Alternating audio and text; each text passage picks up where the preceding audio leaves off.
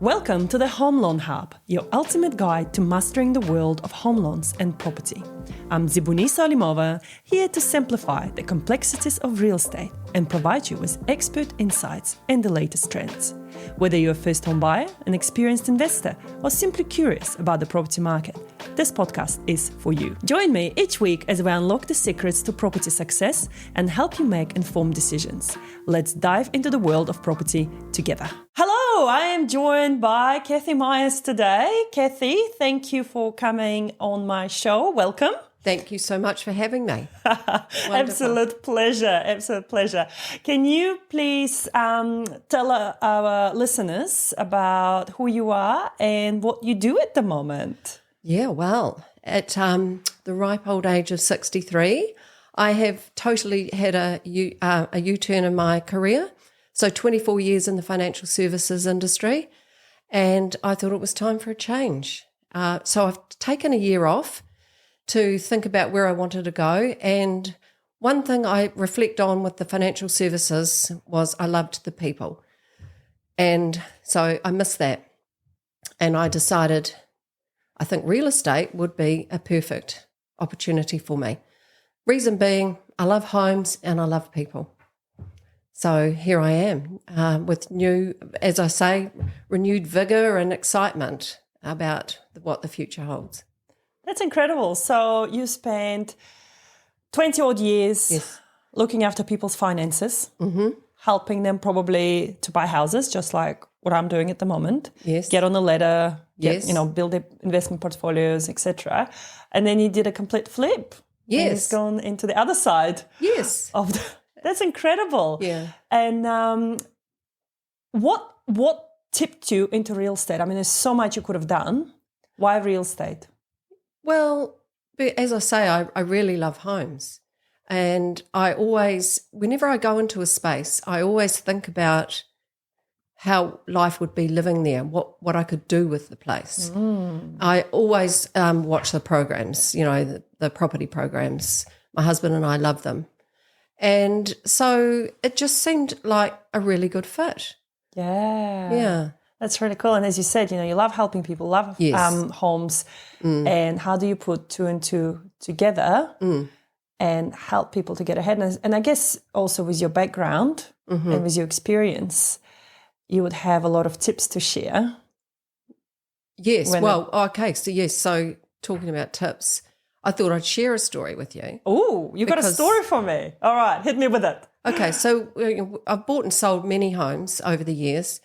And one thing I think that stands out when I reflected on all of the homes that we've bought and sold, there was one time where we had 10 days to find a new home and the pressure was on, and we had a reasonably young family and we did not want to be going into storage. And so we were, rushing around trying to find a home. We found this house. We fell in love with it. We didn't do due diligence on it, unfortunately, and we made an offer and we were blown away that it got accepted. Wow. And so we didn't do a builder's report. We didn't do anything. And we made this offer. It was a low ball offer, and we said settle next Friday. And no wonder they accepted it really fast. Yeah. Well, no wonder they did, because it turned out that it was a leaky home. Oh, no. Yeah. So, so that was, so I've left that marriage, but he's still got the house. So it's a double win for you. It's, yeah. It was Sorry. I always wondered how I was going to escape that house. I used to say to my husband, "Oh, don't worry about it. We'll just leave it to the kids, and it can be their problem." Yeah. It's actually a lovely home, but unfortunately, it has that. It's monolithic. It's multi levels. It's got decks, and it floods. Yeah. And it leaks. Because that's one thing I always say to my buyers, just stay away from those monolithic properties if you can. Absolutely. But not many people listen, and they think she'll be right. Really? Attitude. Yeah, it's incredible, Cathy, and I understand if it was like an investor, would have 50% deposit or even everything cash and they have enough money to reclad. Not many people realize how much it actually costs for reclad. Yes. I've just done one for my client. It cost them $400,000 to do a reclad of the property. Exactly. And it's a bit of a Russian roulette in a way, because you open up the house, get rid of that cladding, and you don't know what you'll find there. Exactly. And sometimes it could be even cheaper just to demolish the place. Yeah, and then start again. Exactly. Yeah. Oh, that's a horrific experience. So my message to people that are listening is do your due diligence. Don't be rushed, even if you've got a short time frame. Yeah. Better go into storage, because in the long run, you want to make sure that you're buying a sound property. Yeah, that's right. And especially as you mentioned, you've got a young family, right? And at that time you had a young family when you were making that decision. And I think when you're in that space of, I got to put a roof over my children's head, you tend to make snap decisions that don't serve you in the long run. Yeah. And that's something I advocate a lot for my clients, because they get emotionally entangled with the property, and I have to be that voice of reason. Yeah, that's good. Yeah, and I wonder how you're going to feel now being a real estate agent. And let's imagine you've got a monolithic type property. How are you going to market that? How are you going to even sell that? Well, very good question. Well, you do have to disclose, of course. Of course. And as you've just said, some people are up for buying those properties. Yeah. So if they go in all eyes open, knowing what they're buying, that's your target market, because, yes, those properties will sell for a discount because of the problem. Yeah, and sometimes for a massive discount. I mean, we've got some beautiful ones on the coast. Yes. That, I know. 2 or 3 stories high, and just because is that what you had? You said it was 2-story. It was a funny house, The master bedroom was up on the top floor. Yeah, and down below was the lounge and the kitchen, and then below that was bedrooms and bathroom, and then another level. Oh wow! And then there were stairs down, 2 flights of stairs to the street. So sometimes I'd get all the way down to the street and think, oh, no, I've forgotten something. Oh, no, you have to go all the way up. And I was like, forget it, I'm not going back. Yeah, a lot of stairs. Yeah, that would be a good exercise. So it's a good thing that, that house is no longer your headache. No, it's not my problem.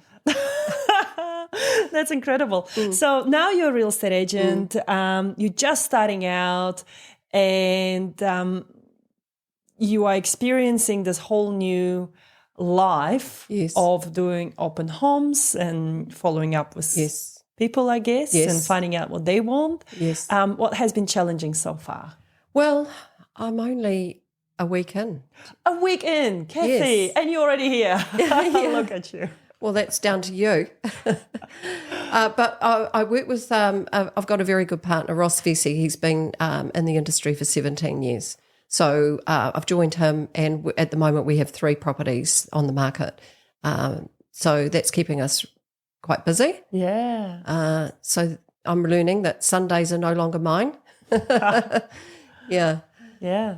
That would be a bit of an adjustment as well. Yeah. But I think the big thing about being in real estate is getting your name out there. Mm-hmm. And there's a lot of competition. And so, you got to think about, why would somebody go for me? Yeah. And I think it's because I care. I was about to say, why would someone go for you, Cathy? Yeah, I do care about people, and I do like to see them succeed. And I think when you put your house on the market, you've already left the building, basically. Yeah. You are wanting to get on with your life. And so I want to make that transition as fast as possible. Yeah. And I think one thing I hear a lot is the lack of communication. And communication is the key. Keeping people in the know about what's going on. I used to find with real estate agents, when we listed our house, and it's such a big job to get it ready for an open home, and get your kids out and get your dog off, and then you'd hold your breath, wonder how it went. And it would take ages for some agents to come back to you and let you know how many people came through, what was the interest. And so I think, having been in those shoes, I want to make sure that I get back to my vendor very quickly and give them the feedback about, how many people came through and what was the interest. Yeah. That's actually a really good thought, because I started to think about houses that I've sold in the past as well. And very similarly, where there'll be some really good agents, where communication was just flowing, it was amazing. And there'll be some that, communication was lacking. And you sit there holding your breath, excited. I'll tell you a funny story. One time when I was selling a house, we were moving from Palmerston North to Kapiti at that time. And I was 9 months pregnant with my second child. And we already bought a house in Paraparaumu, but I haven't even seen it. That's a story for another show. Didn't even see the house, but bought it blindly off Trade Me. You buy things off Trade Me, right? I've heard of people doing these wild things. Well, in my career path, I think I bought a house off Trade Me and I bought a business off Trade Me, both times without much thinking about the consequences. But in that particular one, we were under a lot of pressure. We needed to sell the Palmerston North one because we already bought one here, and I knew the moment that baby's born, we were moving across, because I wanted to give birth in Palmerston North because it had a hospital and everything, versus in Kapiti, that's one thing we really lack. We don't have a good hospital system here. So on the night when I went into labour with him in the evening, the agent rings me. She goes, "Oh, I've got a buyer. So here I am in labour. Oh my goodness! Packing my hospital bag. And baby, go back. Literally, I said, "Okay, give me half an hour," and there was me in labour, walking around, cleaning the house, getting it ready. And then heading off to the hospital with my husband. I just picked him up from Christchurch because he just arrived from his work trip, still in labour, and picked up my mum because she also arrived from overseas to help me out, with my 2-year-old in the tow. That was you fun. And your stories, they're amazing. I completely forgot about this one until you mentioned the real estate agent, and it popped into my head that we went through that experience. So I ended up going into the hospital to give birth. And I mean, it took me to be in labour, give birth, have the baby and everything. And then only I heard from the agent what actually happened. And I'm like, surely if I had the chance to message you and do all these things while in labour, you would have had a chance to tell me how it went. What the outcome was. The outcome was. So I absolutely agree with you, and I hope this is something you can deliver for your deliver. Oh, look at that. Look at the play of words. Very good. For your clients and for your vendors, in terms of the clear communications on. Absolutely, because even when things are going wrong, as long as you know, but when you don't hear, then you assume the worst, right? Yes, and you start joining the dots and maybe not getting the full picture. And I guess you being in the financial industry yourself, you know that communication is the key. You know that people need an answer, need it now, need it yesterday sometimes, even though they've just come to you now. And I think that's a superpower that you've got in your toolkit. Thank you. Yes. I've identified your superpower, Cathy. Yeah, thank you. That you have that experience, you have it in you dealing with people. And also I find in our roles, we do a lot of counselling for people, right? They go through separations, they go through death in the family. And that's usually the reason why they would be selling assets for majority of the time sometimes because the separations is happening. So I think you could support them through that. It's like my daughter has just bought and sold and bought a house and had some issues. She's going into real estate up in Hawke's Bay. I said to her, Kate, this has been a really good experience for you now, because now you know what your clients are going to experience. And let's put for a moment your financial hat on, just your experience, because you're quite new in the real estate market and you probably haven't lived enough through as a real estate agent, but I know you've lived enough through as a financial person. Where do you see the market heading? Because you would have had a few cycles of fun. Everything's cyclical, and you can see the economy at the moment is definitely down, but it will come back up. There's talk, in the housing market that we're in a slump. So there's only one way to go. Once you're in the bottom, there's only one way to go. Now, you look if you're talking about stock markets, I don't know if you want to go there, But the Dow Jones, the American stock market is going gangbusters. It's quite scary, and because it's so high that there's probably only one way for it to go. Yeah. It's overpriced, overheated, and we've potentially got a world war on our hands with the things that are going on in Europe. I've just come back from overseas, and one thing that struck us was all around the world, they've got the same problems: lack of housing, cost of food, and a lot of social unrest. Yeah. I mean, look, I was in Turkey earlier this year and I was blown away by the interest rates. So the home loan interest rates in New Zealand at that time were, let's say, 7%. Yes. And Turkey was trading at 50%. No way. 50% interest rate. It was ridiculous. I'm like, who is even buying anything here? No. The inflation was like 200%. It was just nuts. The prices just went crazy in Turkey. And I found the same. And then I went to my country of Tajikistan, and it was a very similar story, where I don't even know how people live there or how they're able to earn money and feed their family with the prices. We're very lucky to be in New Zealand. Yeah. I think New Zealand is so sheltered. And us living here, and a lot of people complain about, cost of living and how hard it is and da-da-da, but they just have no idea how hard it is on the other side of the world and how much worse it could have been. Yes. But hopefully, as you say, we are on that, interest rates are tracking down, aren't they? Well, the interest rates are coming down, so that's usually good news for home buyers. Yes. For home ownership, absolutely. And the good thing about the property market now is it is a buyer's market. You can now have conditions, whereas, dial it back a year or so ago, if you had a condition, you weren't going to get a look in. Yeah. If you had a house to sell. Yeah. But now... Remember the COVID times when things just went absolute crazy? Crazy. And people were buying houses like hot pies and just couldn't keep up with the demand. Yeah, the fear of missing out. Yeah, that FOMO. The whole FOMO thing. Yeah. I think we're a little bit too old for those sort of phrases. Never too old.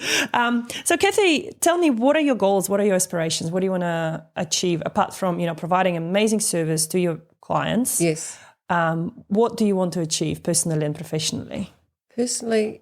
Professionally, I would like to be a big name in the Kapiti Coast for real estate. That is my goal. I want to be the next Della Randall. I was about to say, should Della watch out for you? I love Della. She's lovely. Cool. She's amazing. She's done an awesome job. And no, I would love to have that success. Yeah.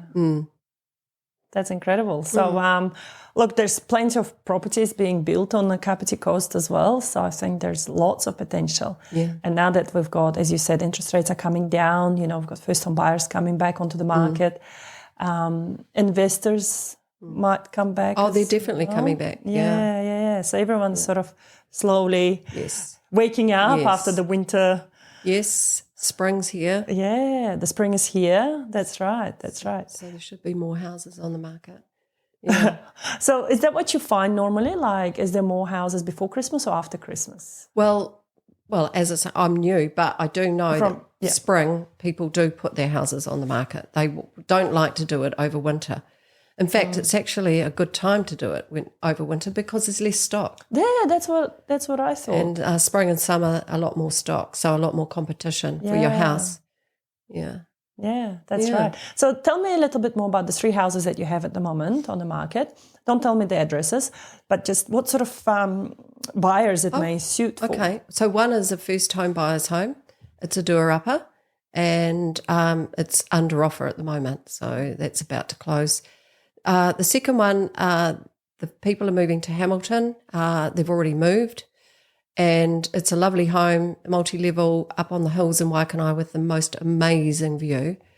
I was out there on last Sunday in the sun taking photos of the South Island. We could see the South Island and of course, Kapiti Island. Beautiful. And then the other one is down in Aotea, and that's another beautiful home, 4-bedroom, single level, great views.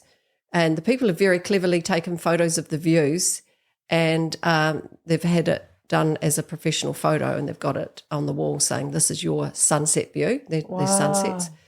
And so that's a really good home because it's sort of, there's just a couple living there, and you can close it off, the larger part, like the 3 bedrooms and the other bathroom. There's a sliding door where you can just sort of close that off and feel like it's a home suitable for 2 people. Wow. Yeah, it's got very high ceilings, lovely feel, a lot of light. Yeah, beautiful. You really just sold it to me, you know that? I'm like, cool, I'm moving to out here. Yeah. Wow. Will it fit my kids? Well, and me? It would actually. Yes. Okay. All right. I'll have to have a look into it because, I'm always on the lookout. I love property. I absolutely love and breathe property because through my life journey, property has been important. My dad passed away when I was 7. My mum was left with 3 kids to cater for. Ironically, the same age as I am right now. So mum was 37 when dad passed away, and he was only 44. So there was a massive shock, Yes, and unfortunately, back in my country, there is no government support, there is no safety net, and there are no regulations when it comes to property. Well, it's probably better now, but back then it wasn't. So we were told that house doesn't belong to us anymore because my dad passed away and it went to his family. Wow. So we got kicked out of the property. And lucky enough, my grandmother had an apartment to put us in at that time. And for me, it was a wake-up call. At the age of 7, I was like, holy moly, why do we have to move house? Why, I've just lost my dad and now I've lost my house. How does that work? And growing up, I made myself a promise not to be in that position again, and that has been the driving force of why I'm so passionate about the property and why I'm so passionate about helping others to get on the ladder, And I think living in New Zealand and seeing that we live in a first world country versus I've come from a third world country, everyone deserves to have a house. Yes, of course they do. People should be in a house. There's plenty of land. I know. Plenty of place, right? Yes. And I feel it's unfair when people get outpriced or outbid and someone gets too emotional. And that's why I try to be that voice of reason and bring people back and teach them how to negotiate and how to work. Because one thing I would give you a tip on as a starting out real estate agent maybe is to help those buyers, to identify those vulnerable buyers that maybe don't have enough experience, and especially if they don't have a mortgage advisor on their side and if they're just dealing with the bank, because you and I know bank works 9 to 5, sometimes 9 to 3 on a Friday, and it's a golf day.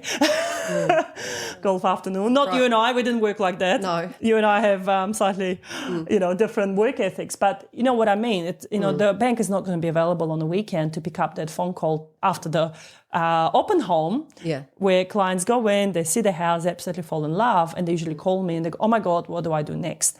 And because I work 24/7, sometimes, 7 days a week, I am able to answer those calls and help people. So for me, as an advice to you starting out would be just look out for those people and, give them that extra support because they have no idea what they're doing for the first home buyers. No. And sometimes they do get those cold feet of, maybe, that's not the right thing. Yeah, so that's another thing, Ross, with his wisdom, when he lists a house, he puts a price because it's so hard for a first-home buyer when it says, buyer inquiry or a closed tender or going to auction. It's so tough for them. But when they can see, this is in my price range. Yeah. This is doable for me. Then, it's so much better. And you're opening the market up. When you go to an auction, you've actually closed off a whole lot of, you've got to be cashed up to go to auction. So you've actually turned your back on a whole lot of the market. Yeah.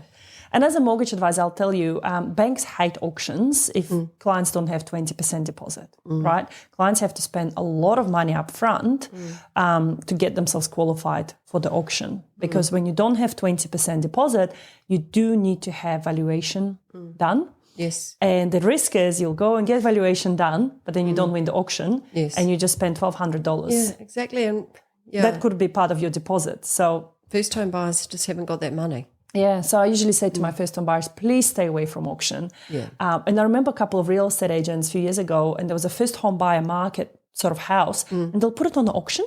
I'm like, what are you doing? You're killing a huge share of the market that can't go. And I mean, you can't get 5 buyers going out and getting valuation done. No. So they can get pre-approved for that auction. Exactly. That's ridiculous. It is ridiculous. Yeah, so please don't put places on auction. No. That's really good. So so I mean, in terms of the way houses are sold, it's interesting you raised that point, because I've recently had a conversation around that where it's so hard. Overseas, normally you'll have a number. There's an apartment and it's selling for $50,000. Yes. And then you come to New Zealand and there's no prices. No prices, yeah. I recently sold a rental property, and Ross sold it for me, and he put a price on it. And I saw a similar house around the corner being sold by another agent, and they'd made it a closed tender. And I said to him, do you think we should be doing a closed tender? And this is when he said to me, no, your home is a first home buyer's home, and you want them to know that they can afford it. Yeah. Yeah, and it's sold on the first open home. Wow. Yeah. That's incredible. To a first home buyer. That's incredible. Yeah, because people want to know. I mean, nobody likes a secret. Yeah. Unless it's a good secret. Yeah. But most of the time people, and I think they deserve to know as well, because then they don't get their hopes high. Yes. Because I find, a lot of my first-home buyers, it's their first home, they fall in love with that. It's like that first love, that sweet love. And you've fallen in love and then your heart gets broken. I know. I've been through that. It's horrible. It's a horrible feeling, right? Yeah. So I used to get told, don't show your emotions. They'll know. You don't show your hand that you really love a place. Yeah, that's right. You have to keep your cards close to your chest in order not to show those emotions. Yeah, that's amazing. So in terms of future goals for so you've told me about that you want to be number one on the coast, very well known, etc. But in terms of personal development, what do you do in your spare time, and what are you aspiring? Well, because it's all new, and I crammed a 6-month course into 3 months. I just want to keep on top of the property market, keep my fingers on the pulse as what's going on in the news, in the property world, because that's really new for me. Yeah, keeping a real strong focus on property, whereas I used to look at the share market and interest rates and yes, I still keep an eye on that, but now my main focus is property. So I want to be well schooled on what's come to market, what potentially could come to market. Interesting, I found out that the average homeowner holds their home for 7 years. Wow. Yeah. So, and I guess that's true. True of myself when I look at it. We've owned so many homes, and so some of them under 7 years. Well, it's a relationship cycle as well. In psychology, they say. 7 years. It's a 7-year itch. Yeah. So you probably get it with a house. Yeah. Wow. Because I guess, people get settled and then they go after a while, actually. But then the family grows as well. I mean, that was the case with my family. Yes. We had first child and we had second child and we needed more space. House. And then, surprise, we had a third. And then one day you'll be looking to downsize. You'll be an empty nester and you'll be saying, this is too much house for me. Yeah. Yeah. Exactly. So, people go through those cycles in life. You're absolutely right. Yeah. So, that will be my focus, is just keeping an eye on the property market, being fully engaged with it so that that people can trust me that I do know what I'm talking about. Yeah. When I started in the financial services industry, immediately I wanted to do the qualifications. And actually I was told, I started at AMP many years ago, they said, oh, don't worry about doing the qualifications. And I said, no, I want to know what I'm talking about. Yeah. And so I went down that path to become a certified financial planner in the early days when the industry wasn't regulated. And so I will take that same ethos through to the property market. Yeah. So is the property market regulated? Are you regulated by anyone? Yes. Yes. Okay, good to know. Because again, I just had a conversation with someone else, and did you know that property managers are not regulated? Yes, I did hear that. Yeah. Isn't it scary? Yes. Well, that'll change for sure. In the years to come. Yeah. Well, it took a while for the financial services industry, but... Yeah. And are we heavily regulated? Yes. And that's fun Yeah. in itself. Yeah. But it is easing up. I mean, it does have its pros and cons, and I see a big pro that it did get rid of all the cowboys out there and people providing, bad advice. Yes. So it's just leaving really the good people out there. That's incredible. There was something I was going to ask you, but absolutely skipped my mind because I'm looking at you and I'm just in awe of you. Because to go through your life and suddenly do a career change at your age of, as you said in the beginning, 60. I know. I'm thinking, what am I doing disclosing my age? But you don't even look like 63. I didn't even know that you were 63 and I would never put a finger on it. Thank you. I thought you were in your 40s. Thank you. Oh, well, I'll go with that. Let's take 20 years of that to begin with. But second, it's incredible, to take that leap of faith. Yes. At this time. Well, at my time in life, it's actually you get freed up. My children are grown up. I've got grandchildren. I'm free, and it's actually really liberating to say I'm actually working not for the money but for the love. Yeah. Of getting out there, seeing people, helping people, putting on a nice jacket and dressing up. And I think it will show through your work as well, because same with me, when you're not money-driven, people see that, people feel that, whether you selling because you have to and because you want to make as much money as possible to get that commission, etc., or whether you're doing right by those people. Yes. So I absolutely agree with you, and I think that will shine through your work. Thank you. And I think hope so. I think you'll do amazing, Cathy. I can't wait to see. I've just remembered what I was going to ask you. Can you come to my show more frequently and share that property data with me? Oh, yeah, I'd love to. And we can, share that knowledge with people, because that's the whole idea of doing this, is to educate people. Yes. So they can get on the ladder, that it's not that hard, that not as hard as it seems to be in the media. Yes. That's what I want to say, because I think the media just overpowered everything these days. The media, yeah. Right? And I think they spin their yarns. Yeah. And I think we need to be that voice. Things. I think we need to change that narrative. We do. Because if you want to have the change, you've got to be the change. Absolutely. And if you can believe it, it will happen.